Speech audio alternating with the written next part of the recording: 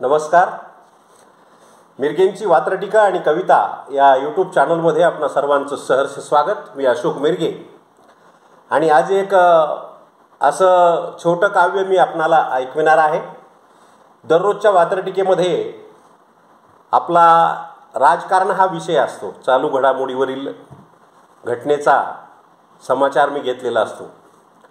आज एक वेगळ्या विषयावरची वात्रटिका म्हणा किंवा काव्य म्हणा मी आपल्यासमोर सादर करणार आहे.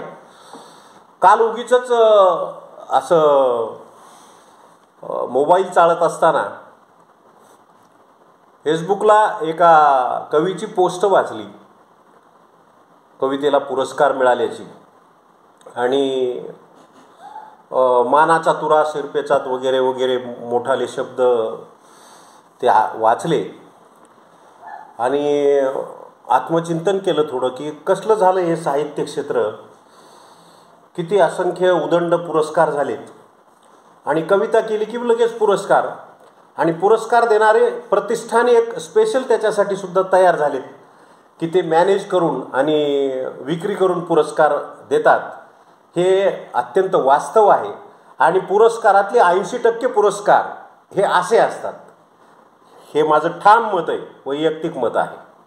आणि त्याच्या त्या पोस्ट करतात आणि मग ते कुठं अतिथी म्हणून गेले, प्रमुख पाहुणे म्हणून गेले की अमुक अमुक प्रतिष्ठानचा अमुक अमुक, त्याचे स्तरसुद्धा ठरलेले आहेत. पुन्हा राज्यस्तर, देश पातळीवरील, विभागीय पातळीवरील त्याचे स्तर ते त्यांनी ठरवलेले आहेत. तर अशी एक पोस्ट मी वाचली आणि थोडंसं क्यू आली आणि त्याच्यावर मी लिहिलं या कवीच्या प्रतिभेवर आणि पुरस्कारावर. अरे कसल्या पहिल्या कवींच्या कविता होत्या. पुरस्कार ज्ञानपीठ पुरस्कार मिळून सुद्धा पोट भरत नव्हतं अशा कविता त्या कवींच्या, आणि असे ते व्यक्तिमत्व होते. काय तुमचं साहित्य, काय तुमची कविता, आणि लगेच पुरस्कार की लगेच पोस्ट की लगेच फोटो, लगेच पत्रकार परिषदा, काय काय चाललंय. म्हणून मी त्याच्यावर आजचा विषय घेतला आहे आणि वात्रटिकेचं किंवा माझ्या ह्या कवितेचं नाव आहे साहित्याला फुटलेले तुरे. साहित्याला फुटलेले तुरे, मग मानाचे म्हणा की कशाचे म्हणा, पण साहित्याला फुटलेले तुरे.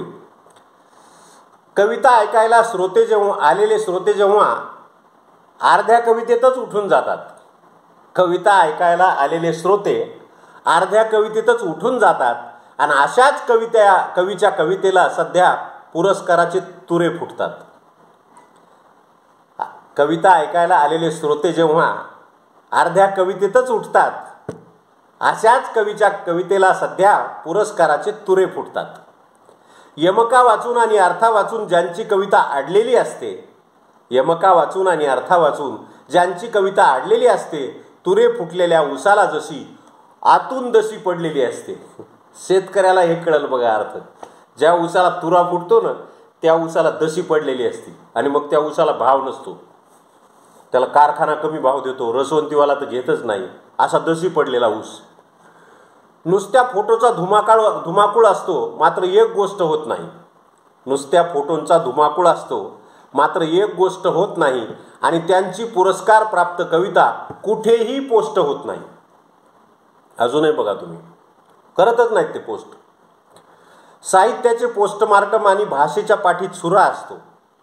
साहित्याचे पोस्टमार्टम आणि भाषेच्या पाठीत सुरा असतो आणि पुरस्कार मिळवला की कवीच्या शिरपेचात मानाचा तुरा असतो. कविता शिरातून आली नाही की कवी पुढे त्याचा पेच होतो. कविता शिरातून आली नाही की कवी पुढे त्याचा पेच होतो आणि थोडा चिवटपणा दाखविला की त्याच कवितेचा शिरपेच होतो. तेच घेऊन जायचं पुन्हा पुन्हा इथंच.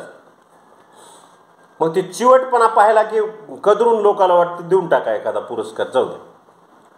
म्हणून कविता शिरातून आली नाही की कवी पुढे त्याचा पेच होतो आणि थोडा चिवटपणा दाखविला की त्याच कवितेचा शिरपेच होतो. अशा झटपट प्रसिद्धीसाठीच कुणीही कवितेकडे वळू लागलेत. अशा झटपट प्रसिद्धीसाठीच कुणीही कवितेकडे वळू लागलेत आणि कवींच्या शिराच्या बेताचे तुरे बाजारात विकत मिळू लागले. कवींच्या शिरांच्या बेताचे तुरे बाजारात विकत मिळू लागले, असं वास्तव आहे. धन्यवाद. माझी ही आजची वात्रटिका आवडली असेल तर नक्कीच माझ्या यूट्यूब चॅनलला लाईक करा, शेअर करा, कमेंट करा, सबस्क्राईब करा. पुन्हा एकदा नवा विषय आणि नवी वात्रटिका घेऊन मी आपणास भेटेन. तोपर्यंत सर्वांचे धन्यवाद.